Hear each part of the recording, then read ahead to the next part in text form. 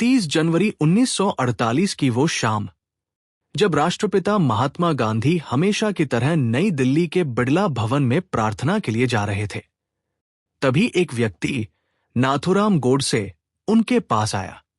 उसने सम्मान दिखाने के लिए उनके पैर छूने का नाटक किया और अगले ही पल अपनी बैरेटा पिस्तौल से लगातार 3 गोलियां दाग दी। गांधी जी उस समय अपने सहयोगियों से घिरे हुए थे, लेकिन कुछ ही क्षणों में पूरा देश शोक में डूब गया।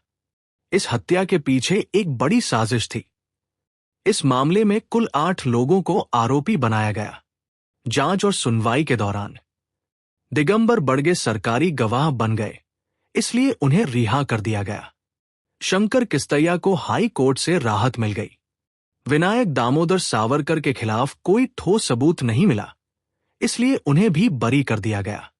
अंत में बचे 5 आरोपियों में से गोपाल गोडसे, मदनलाल पाहवा और विष्णु करकरे को आजीवन कारावास मिला, जबकि नाथूराम गोडसे और नारायण आप्टे को फांसी की सजा सुनाई गई। 30 जनवरी सिर्फ एक तारीख नहीं, बल्कि भारत के इतिहास का सबसे दर्दनाक दिन है। आखिर क्यों हुई महात्मा गांधी की हत्या? 30 जनवरी 1948 को नाथूराम गोडसे ने गांधी जी की हत्या की। अदालत में दिए गए अपने बयान में उसने इसके पीछे कई कारण बताए, जो उसके अपने विचार और मान्यताएं थी। गोडसे द्वारा बताए गए मुख्य कारण: 1. देश का विभाजन, पार्टीशन। गोडसे का मानना था कि भारत के विभाजन और उससे जुड़ी हिंसा के लिए गांधी जी जिम्मेदार थे। 2. मुस्लिम विलुप्तीकरण का आरोप। उसके अनुसार गांधी जी की नीतियां मुसलमानों के पक्ष में झुकी हुई थी और हिंदुओं के हितों की अनदेखी हो रही थी। 3. 55 करोड़ रुपए का मुद्दा। विभाजन के बाद भारत और पाकिस्तान के बीच तनाव के दौरान रोकी गई 55 करोड़ रुपए की राशि गांधी जी के अनशन के दबाव में पाकिस्तान को दी गई। इस फैसले से गोडसे नाराज था। 4. अहिंसा की नीति से असहमति। गोडसे का विचार था कि गांधी जी की अहिंसा की नीति हिंदुओं को कमजोर बना रही है, जबकि दूसरी ओर हिंसा जारी थी। 5. पाकिस्तान में हिंदुओं पर अत्याचार। उसका आरोप था कि गांधी जी ने भारत में मुसलमानों की सुरक्षा के लिए उपवास किए, लेकिन पाकिस्तान में हिंदू सिखों पर हो रहे अत्याचारों के खिलाफ उतना सख्त रुख नहीं अपनाया। इन सभी कारणों के आधार पर गोडसे ने यह निष्कर्ष निकाला कि गांधी जी को राजनीतिक रूप से हटाना आवश्यक है, और इसी सोच के तहत उसने ये कदम उठाया। ये सभी कारण नाथूराम गोडसे के व्यक्तिगत विचार थे। भारत के इतिहास में महात्मा गांधी को शांति, अहिंसा और एकता के प्रतीक के रूप में देखा जाता है, और उनकी हत्या एक दुखद एवं निंदनीय घटना मानी जाती है। 30 जनवरी 1948, वो शाम जिसने इतिहास बदल दिया। नई दिल्ली के बिड़ला भवन में रोज की तरह शाम 5 बजे प्रार्थना होनी थी, लेकिन उस दिन महात्मा गांधी सरदार पटेल के साथ एक महत्वपूर्ण बैठक में व्यस्त थे। समय बीतता गया और अचानक करीब 5:20 पर उन्हें याद आया, प्रार्थना के लिए देर हो रही है। बापू तेजी से प्रार्थना स्थल की ओर बढ़े। उनके दोनों ओर थी आभा और मनु, जिनके कंधों पर हाथ रखकर वे चल रहे थे। तभी भीड़ में से एक व्यक्ति आगे आया, नाथूराम गोडसे।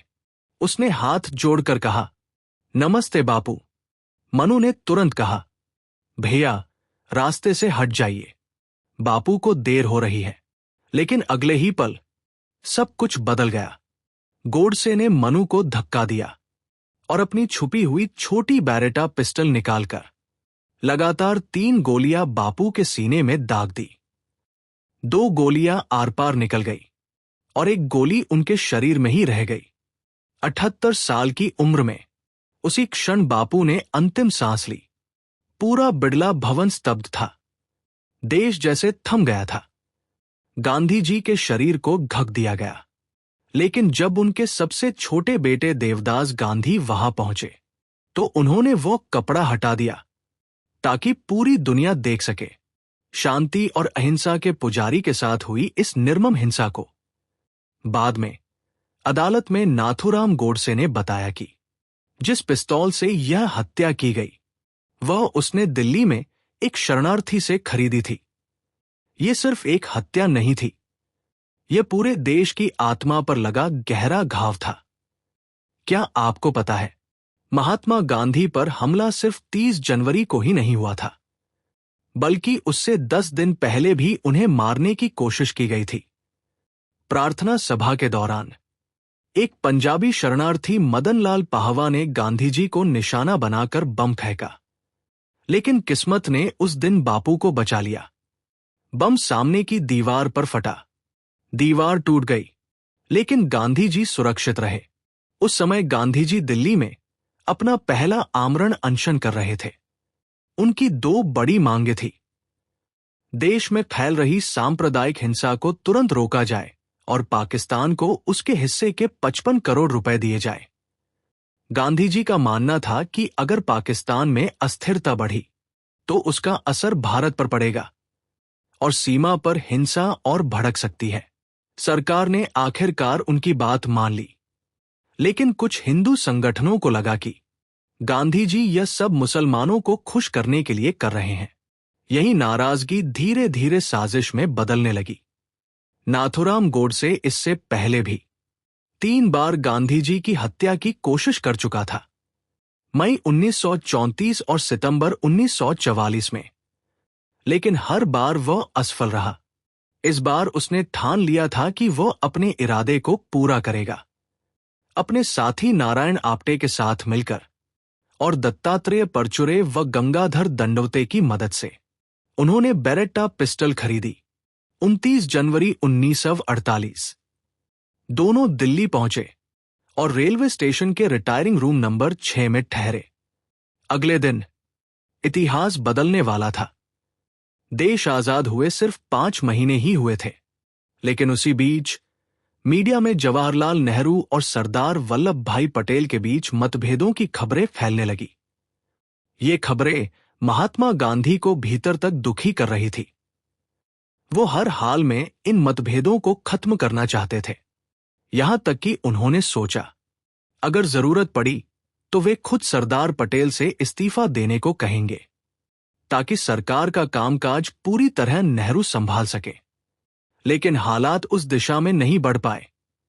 30 जनवरी 1948 गांधी जी ने सरदार पटेल को शाम 4 बजे बातचीत के लिए बुलाया।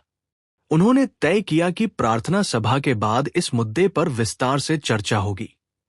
सरदार पटेल अपनी बेटी मणिबेन के साथ समय पर पहुंचे। दोनों के बीच बातचीत भी हुई, लेकिन शायद किस्मत को कुछ और ही मंजूर था। जैसे ही बैठक खत्म हुई, गांधी जी प्रार्थना के लिए आगे बढ़े और वहीं नाथूराम गोडसे ने उन्हें गोली मार दी। जिस दिन गांधी देश को एक करने की कोशिश कर रहे थे, उसी दिन देश ने उन्हें हमेशा के लिए खो दिया। गांधी जी हमेशा कहा करते थे कि उनकी जिंदगी ईश्वर के हाथ में है और जब मौत आएगी तो कोई उन्हें बचा नहीं सकता। उन्होंने एक बार कहा था, जो आजादी के बजाय सुरक्षा चाहते हैं उन्हें जीने का कोई हक नहीं है। यही कारण था कि महात्मा गांधी अपनी सुरक्षा को लेकर कभी गंभीर नहीं रहे। हालांकि उस समय के गृह मंत्री सरदार वल्लभ भाई पटेल ने एहतियात के तौर पर बिड़ला भवन में सुरक्षा बढ़ा दी थी। एक हेड कांस्टेबल और 4 कांस्टेबल तैनात किए गए थे।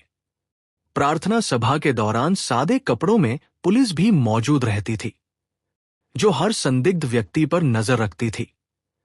पुलिस चाहती थी कि प्रार्थना सभा में आने वाले हर व्यक्ति की तलाशी ली जाए, लेकिन गांधी जी को यह मंजूर नहीं था। यहां तक कि एक वरिष्ठ पुलिस अधिकारी ने भी उन्हें चेतावनी दी कि उनकी जान को खतरा हो सकता है। फिर भी गांधी जी नहीं माने और फिर आया वो सवाल जो आज भी रहस्य बना हुआ है, क्या गांधी जी के अंतिम शब्द हे राम थे? एफआईआर के अनुसार गोली लगने के बाद उनके मुख से हे राम निकला, लेकिन उनके करीबी सहयोगी वी कल्याणम का कहना था कि गोली लगने के बाद गांधी जी कुछ बोल ही नहीं पाए। सच क्या है, ये आज तक साबित नहीं हो सका। फिर भी एक बात निश्चित है, गांधी जी अक्सर कहा करते थे कि मरते समय उनके होठों पर राम का नाम होगा। एक और सवाल, गोली लगने के बाद उन्हें तुरंत अस्पताल क्यों नहीं ले जाया गया? इसका स्पष्ट जवाब आज तक इतिहास में दर्ज नहीं है। और एक बेहद कम सुनी गई बात, कहा जाता है कि गांधी जी की कुछ अस्थियां करीब 62 साल तक गुप्त रूप से सुरक्षित रखी गई और फिर 30 जनवरी 2010 को उन्हें डरबन के समुद्र में प्रवाहित किया गया।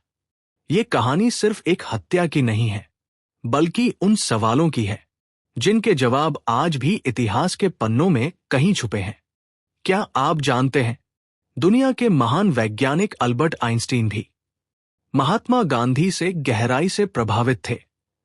परमाणु शक्ति की विनाशकारी क्षमता को समझने के बाद आइंस्टीन अहिंसा के इस महान मार्गदर्शक से मिलना चाहते थे। 1931 में उन्होंने गांधी जी को एक पत्र लिखा। उस पत्र में उन्होंने लिखा, आपने ये साबित कर दिया है कि अहिंसा के माध्यम से भी उन लोगों पर जीत हासिल की जा सकती है जो हिंसा में विश्वास रखते हैं। उन्होंने ये भी कहा कि गांधी जी का उदाहरण केवल भारत तक सीमित नहीं रहेगा, बल्कि पूरी दुनिया के लिए एक प्रेरणा बनेगा। और उन्होंने एक उम्मीद जताई कि एक दिन वह गांधी जी से मुलाकात कर पाएंगे। लेकिन यह इच्छा अधूरी ही रह गई। आइंस्टीन ने गांधी जी के बारे में एक और अद्भुत बात कही। उन्होंने कहा कि गांधी जी की उपलब्धियां राजनीतिक इतिहास में अनोखी हैं। उन्होंने आजादी की लड़ाई के लिए ऐसा रास्ता चुना जो न सिर्फ अलग था, बल्कि पूरी मानवता को सोचने पर मजबूर करता है। उन्होंने लिखा, हमें खुश होना चाहिए कि हमारे समय में एक ऐसा इंसान जन्मा जो आने वाली पीढ़ियों के लिए मार्गदर्शक बनेगा। लेकिन एक कड़वी सच्चाई भी थी। भारतीय राष्ट्रीय कांग्रेस गांधी जी को अपना आदर्श मानती थी, फिर भी उसी पार्टी के कुछ लोग उनके जीवित रहते ही उनका सम्मान नहीं करते थे। ये बात उस समय के दस्तावेजों से भी सामने आती है। और अंत में गांधी जी के अपने शब्द, अगर मुझे किसी पागल की गोली से भी मरना पड़े तो मैं मुस्कुराते हुए मरना चाहूंगा। मेरे दिल और जुबान पर सिर्फ भगवान का नाम होना चाहिए। और अगर ऐसा हो तो तुम लोगों को एक आंसू भी नहीं बहाना। यह सिर्फ एक महान व्यक्ति की कहानी नहीं है, ये उस सोच की कहानी है जो आज भी दुनिया को रास्ता दिखाती है। क्या आप जानते हैं, महात्मा गांधी ने अपने जीवन काल में करीब 35,000 पत्र लिखे थे। ये सिर्फ साधारण पत्र नहीं थे, बल्कि उनमें छुपी होती थी बापू की सोच, उनका स्नेह और उनका अनोखा अंदाज। बापू अपने करीबियों को अलग अलग और खास नामों से बुलाते थे। सरोजिनी नायडू को वे कहते थे, my dear peace maker, singer and guardian of my soul. यहां तक कि प्यार से माई डियर फ्लाई भी। राजकुमारी अमृत कौर को वे माई डियर रिबेल कहकर संबोधित करते थे। लियो टॉलस्टॉय को वे सम्मान से सर कहते थे। और सबसे दिलचस्प बात, अल्बर्ट आइंस्टीन और एडोल्फ हिटलर दोनों को ही वे माय डियर फ्रेंड लिखकर संबोधित करते थे। जब आइंस्टीन ने 1931 में गांधी जी को पत्र लिखा तो बापू ने भी उसका जवाब दिया। 18 अक्टूबर 1931 को लिखे अपने जवाब में गांधी जी ने कहा, आपका सुंदर पत्र मुझे मिला और यह जानकर संतोष हुआ कि जो कार्य मैं कर रहा हूं वो आपकी दृष्टि में सही है। उन्होंने आगे लिखा, मैं आशा करता हूं कि भारत में मेरे आश्रम में हमारी आमने सामने मुलाकात होगी। ये पत्र सिर्फ शब्द नहीं थे, ये उस दौर की आत्मा थे जहां रिश्तों में औपचारिकता नहीं, बल्कि अपनापन और विचारों की गहराई थी। 20 जनवरी 1948 जब प्रार्थना सभा में बम विस्फोट हुआ, यह सिर्फ एक चेतावनी थी। और ठीक 10 दिन बाद 30 जनवरी को उसी प्रार्थना स्थल पर महात्मा गांधी पर हमला सफल हो गया। नाथूराम गोडसे ने गांधी जी के सीने में 3 गोलियां दाग दी और देश ने अपने सबसे बड़े नेता को खो दिया। इस घटना के बाद समाज में कई सवाल उठे, जिनमें से कुछ सवाल आज भी चर्चा में आते हैं। एक कविता हत्यारिन राजनीति में ये भाव व्यक्त किया गया, साजिश का पहले शिकार सुभाष हुए, फिर मतभेद के कारण गांधी का शरीर, गोलियों से छलनी किसने करवाया। लेकिन यहां एक महत्वपूर्ण बात समझना जरूरी है। ऐसी कविताएं और कथन उस समय के भावनात्मक और राजनीतिक माहौल को दर्शाते हैं, न कि स्थापित ऐतिहासिक तथ्य। इतिहासकारों और अदालत के रिकॉर्ड के अनुसार गांधी जी की हत्या एक सुनियोजित साजिश थी, जिसमें गोडसे और उसके सहयोगी दोषी ठहराए गए। इतिहास हमें सिर्फ घटनाएं नहीं बताता, बल्कि ये भी सिखाता है कि भावनाओं और तथ्यों में फर्क समझना कितना जरूरी है। इस केस में कुल 8 लोगों को साजिश का आरोपी बनाया गया। शंकर किस्तैया गोपाल, गोड सेमदनलाल पहा, वादिगंबर बड़गेनारायण आप्टे, विनायक दामोदर सावरकर, नाथुराम गोडसे, विष्णु रामकृष्ण करकरे। मुकदमे के दौरान कई अहम मोड़ आए। दिगंबर बड़गे सरकारी गवाह बन गया, इसलिए उसे रिहा कर दिया गया। विनायक दामोदर सावरकर के खिलाफ कोई ठोस सबूत नहीं मिला, इसलिए अदालत ने उन्हें बरी कर दिया। शंकर किस्तैया को निचली अदालत ने उम्र कैद दी थी, लेकिन ऊपरी अदालत में अपील के बाद उसकी सजा माफ कर दी गई। अंत में बचे 5 आरोपियों पर फैसला सुनाया गया। गोपाल गोडसे, मदन लाल पाहवा और विष्णु करकरे को आजीवन कारावास मिला, जबकि नाथुराम गोडसे और नारायण आप्टे को फांसी की सजा सुनाई गई।